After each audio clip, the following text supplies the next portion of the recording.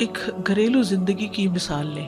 مثلاً ایک بچی کی شادی ہوتی ہے، وہ ایک نئے خاندان میں جاتی ہے، اب وہاں اس کا بہت سارے لوگوں سے واسطہ پڑتا ہے. اپنے فیملی ماں باپ کے ساتھ تو بہت ساری چیزوں میں وہ درگزر کر جاتے ہیں، اپنے وہ حق چھوڑ کے ہمیں فیسیلیٹیٹ کرتے رہتے ہیں. ماں باپ کما کما کے کھلاتے ہیں، پلاتے ہیں، بڑا کرتے ہیں، شادیوں تک میں کیا کچھ خرچ نہیں کرتے، خود نہیں کھاتے، خود اپنی خوشیاں پیچھے کر دیتے ہیں، خود تھکتے ہیں اور بچوں کو خوش رکھتے ہیں. لیکن یہ ساری پیمپرنگ شادی کے بعد تو نہیں ہوتی. اب جب ایک لڑکی شادی ہو کے سسرال میں آتی ہے تو وہ یہی ایکسپیکٹ کر رہی ہوتی ہے کہ اب یہاں بھی مجھے شہزادی بنا کر ہی رکھا جائے.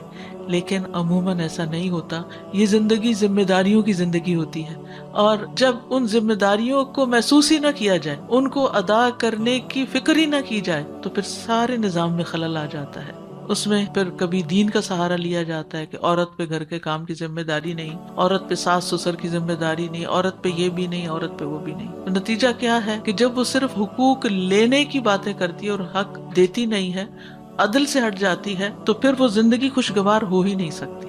اور پھر خاص طور پر اگر انسان اپنی آخرت کو بھول کر یہ زندگی گزار رہا ہو تو اس میں پھر جھوٹ، فریب، بعض اوقات بد عہدی، بعض اوقات چیٹنگ، بہت ساری چیزیں شامل ہو جاتی ہیں، جس سے معاملات میں کمپلیکیشن بڑھتی چلی جاتی ہے. تو اس لیے بہت ضروری ہے کہ کہیں پر بھی ہم ہوں، گھر کے ادارے میں ہوں، گھر بھی تو ایک انسٹیٹیوشن کی طرح ہے نا، تو جب تک ہم اس کی بنیاد بھی، کیوں خطبہ نکاح میں 4 دفعہ تقویٰ کا حکم دیا گیا ہے، جب تک اس کی بنیاد تقویٰ پر نہیں رکھتے اور وہاں پر بھی ہم آخرت اورینٹڈ نہیں ہوتے، تو پھر صحیح طور پر دنیا کی تعمیر بھی نہیں ہو سکتی.